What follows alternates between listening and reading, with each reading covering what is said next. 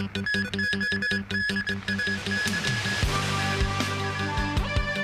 6.8 magnitude earthquake hits Tibet, leaving at least 95 people dead. Justin Trudeau to step down as Canadian Prime Minister and Liberal Party leader in the coming months. And Donald Trump says Canada should merge with the United States.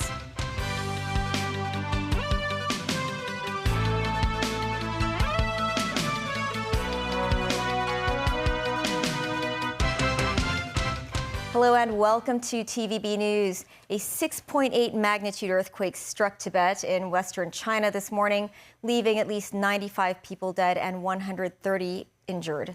President Xi Jinping has instructed authorities to minimize casualties and make an all-out search and rescue effort. Mimo Singhai with our top story. This CCTV footage captures the moment when the earthquake hit the Shigatse region of Tibet at 9:05 a.m. Local residents ran out from a supermarket while goods fell off the shaking shelves. Village houses crumbled during the quake. Roads caved in. The epicenter of the quake was at a depth of 10 kilometers and located in Tangri County in the Shigatse region of Tibet. Locals said there were powerful tremors. While at least 10 aftershocks have occurred since the disaster struck, local authorities say the possibility of another strong quake is low. A minute of silence was observed in a press conference on Tuesday afternoon. More than 3,400 rescue workers, including firefighters and police officers, have been deployed to the region, where the authorities have forecast a minimum temperature of between -9 and -14 degrees Celsius for the Shigatse region this week, while the highest temperature will be 10 degrees. So far, more than 20,000 pieces of relief items, such as warm coats and tents, have been delivered to the needy. Mimo Singhai, TVB News. Canadian Prime Minister Justin Trudeau announced Monday that he will step down in the coming months after almost a decade in power. This came amid rising discontent over his leadership and growing turmoil within his government. Trudeau said he will stay on as Prime Minister until a new leader is selected, prompting the opposition Conservative leader to complain that nothing has changed. Tracy Furness has more. I have always been driven by my love for Canada, by my desire to serve Canadians and by what is in the best interests of Canadians. And Canadians deserve a real choice in the next election. And it has become obvious to me with the internal battles that I cannot be the one to carry the Liberal standard into the next election. Trudeau announced his resignation outside his official residence in Ottawa in the face of rising discontent over his leadership.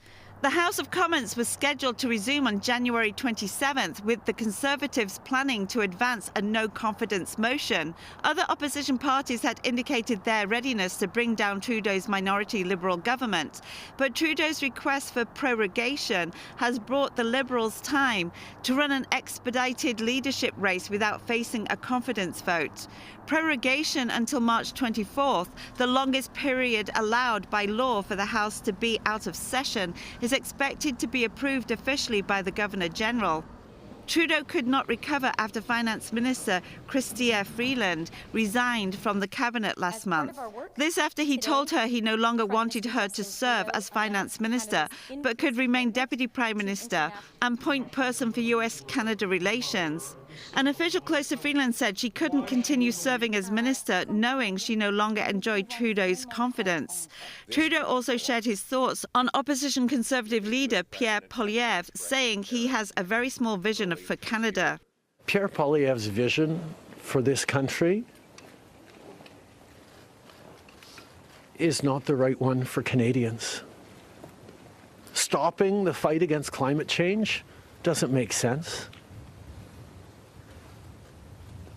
Backing off on the values and strength in diversity that Canada has always worked to pull itself together on is not the right path for the country. Attacking journalists, the CBC institutions, That's not what Canadians need in this moment. We need an ambitious, optimistic view of the future, and Pierre Poilievre is not offering that. Tracy Furness, TVB News. Justin Trudeau is Canada's 23rd Prime Minister. The 53-year-old has served as leader of the ruling Liberal Party for 11 years and Prime Minister for 9. Danny Joe looks back at his political career. Born in 1971, Justin Trudeau is the eldest son of Pierre Trudeau, one of Canada's best-known prime ministers. After obtaining a degree in education from the University of British Columbia, Trudeau was initially a teacher at a secondary school in Vancouver. He then took up leadership roles at several social organizations and was elected to the House of Commons at the age of 36. In 2013, Trudeau became the leader of the Liberty Party, winning an overwhelming 80% of the votes. His party won a resounding victory in the national election and formed a majority government in 2015. Trudeau became Canada's Prime Minister. During his time in office, the Liberals instituted a range of reforms. Trudeau ushered in Canada's first gender-balanced cabinet, which has won him much acclaim. He worked on reconciliation with the Indigenous communities, but only achieved limited progress. In 2018, he unveiled a controversial bill to legalize recreational marijuana, presenting Canada with its biggest public challenge in decades. The Canadian government went on a debt binge, putting Trudeau's economic policy under scrutiny. The country's deficit in the last fiscal year was a whopping 62 billion Canadian dollars. The main opposition party has accused Trudeau of driving up inflation through high government spending. Food prices also surged. The Trudeau administration sought to rely on ambitious immigration targets to buoy economic growth and resettle refugees. But the arrival of tens of thousands of newcomers put extra pressure on Canada's housing market, transport and healthcare system. Due to intense public criticism, Trudeau apologized for the botched policy with a pledge of stringent immigration cutback. Canada's relationship with China has been fraught in recent years, particularly after Canadian police arrested and detained Huawei executive Meng Wanzhou at the request of the U.S. in 2018. Even after Meng's release, ties between Ottawa and Beijing still remain unrepaired.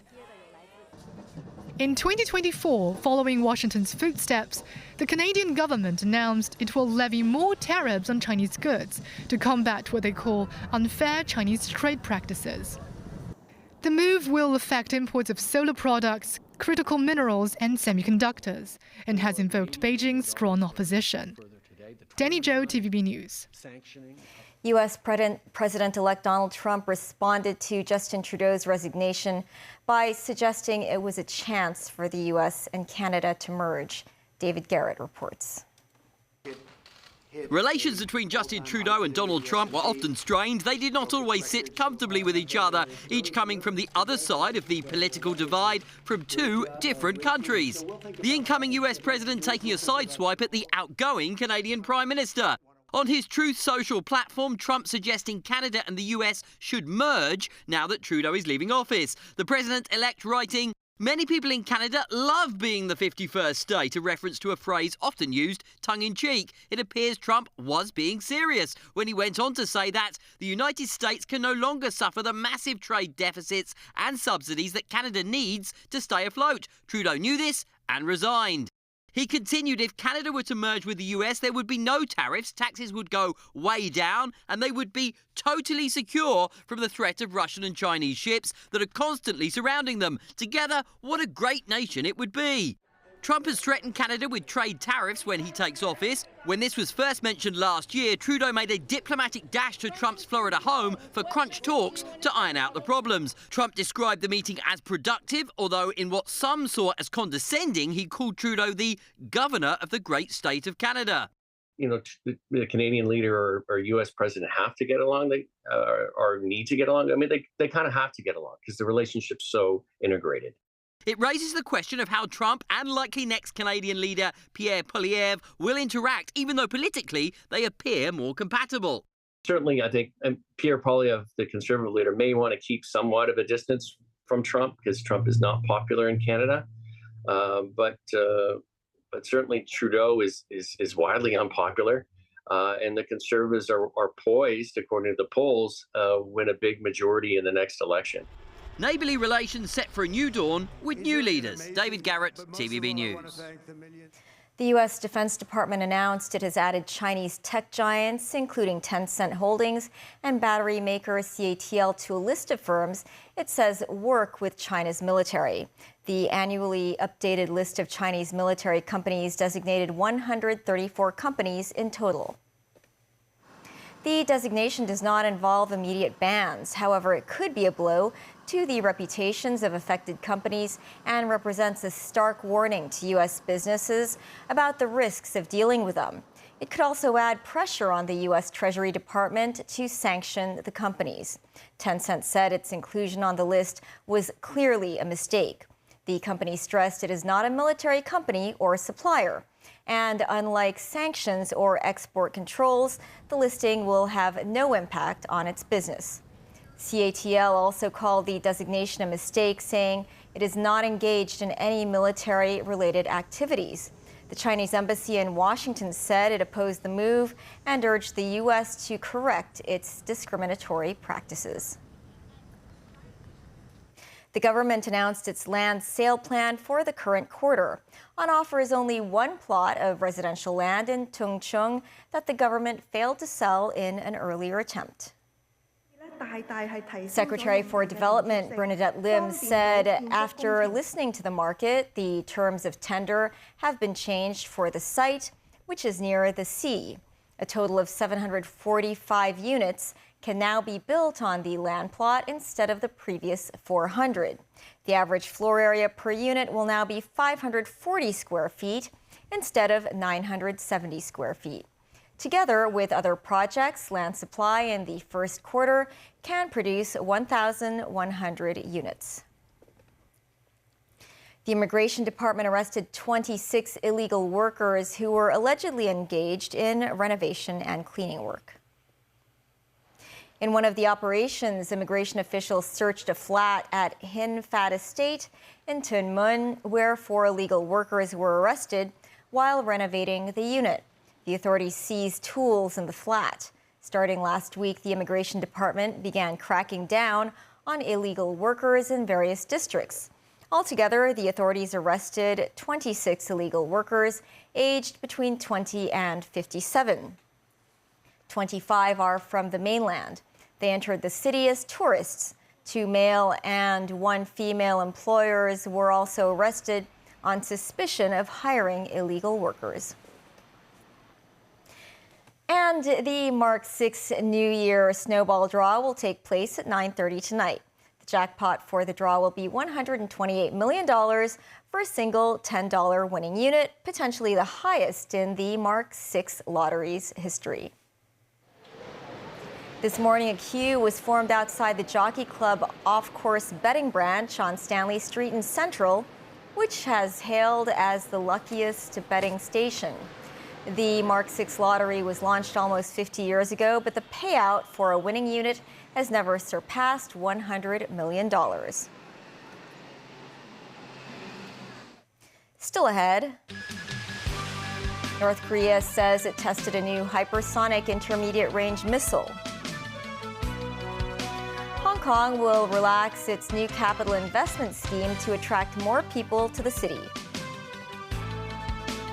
And details of the upcoming Lunar New Year parade.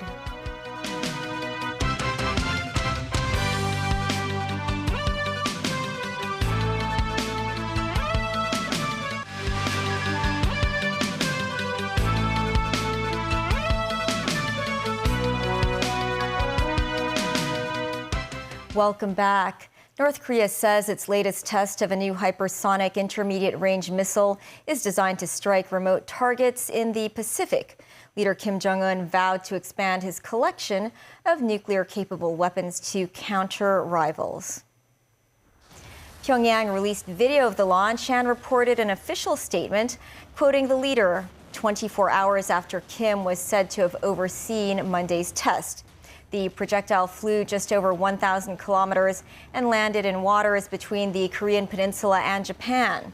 It coincided with U.S. Secretary of State Antony Blinken's trips to South Korea and Japan. Blinken said Russia could soon reverse policy and accept North Korea's nuclear weapons program. Foreign Minister Wang Yi is promising billions to Namibia as he starts his New Year African tour. Wang met with outgoing President Nangolo Mba and pledged financial support for the resource-rich nation. Beijing will invest in Namibia's nuclear power, provide money for mineral processing, and housing for the police force. Later, Wang met President-elect Netumbo Nandi-Ndaitwah, also known as NNN. She was elected last year and takes office in March. China's top diplomat will also visit the Republic of Congo, Chad, and Nigeria on the week-long voyage. The government will relax the new capital investment scheme in order to attract more people with assets to come to the city. During the first 10 months of the scheme, there were over 800 applications involving an estimated investment of $24 billion. For March 1st, applicants will only need to prove they have assets of 30 million Hong Kong dollars 6 months prior to their application, instead of the earlier requirement of 2 years. The new terms will allow applicants to put money into their family office's investments. Assets held by family members of the applicant will also be counted. Now, with this new enhancement, as the holdings and the assets under the family investment holding vehicle of the applicant would now be counted towards the investment requirement, so they do not have to separately find another 30 million to apply for the scheme, and therefore we believe that will create more synergy between the family office and the new CIES scheme. Former media tycoon Jimmy Lai today continued to testify in his national security trial.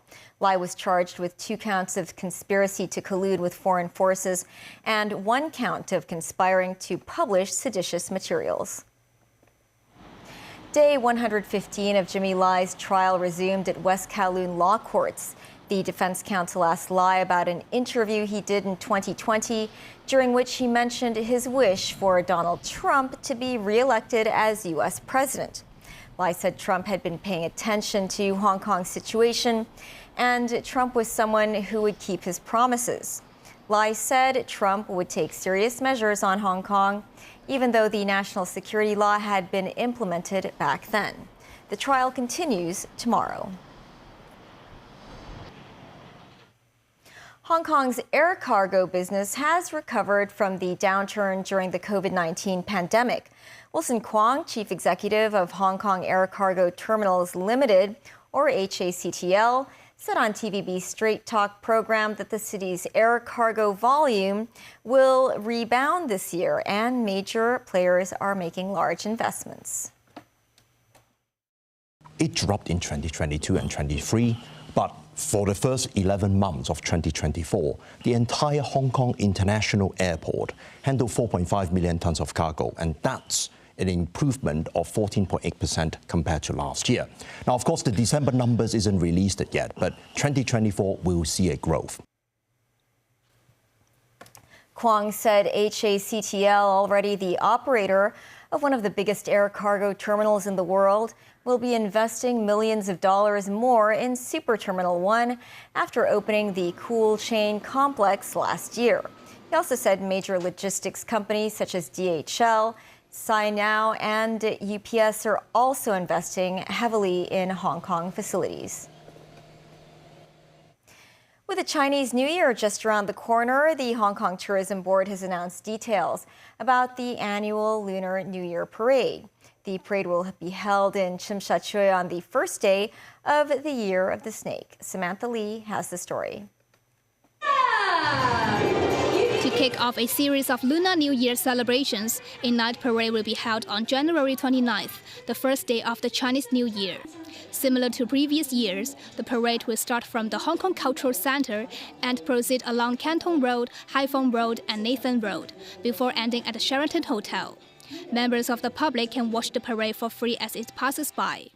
This year, the parade will feature night floats, some of which will incorporate local icons, such as giant pandas and Hong Kong landmarks.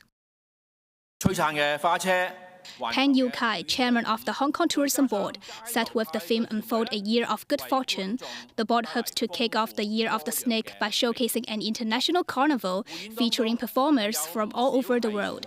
The parade will display 55 performing groups from 14 countries and regions, including an Austrian acrobatic show group who participate in the show America's Got Talent, and Shaanxi Performing Arts Troupe, who featured in the 14th National Games.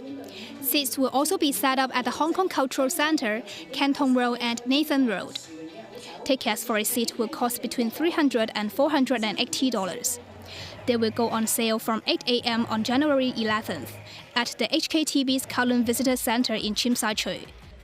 The Hong Kong Tourism Board will provide visitors with a handy New Year travel guide by launching a one-stop Chinese New Year celebration webpage, bringing together details of celebrations across the city. The HKTB hopes this will help attract visitors to stay a few more days here. Samantha Lee, TVB News.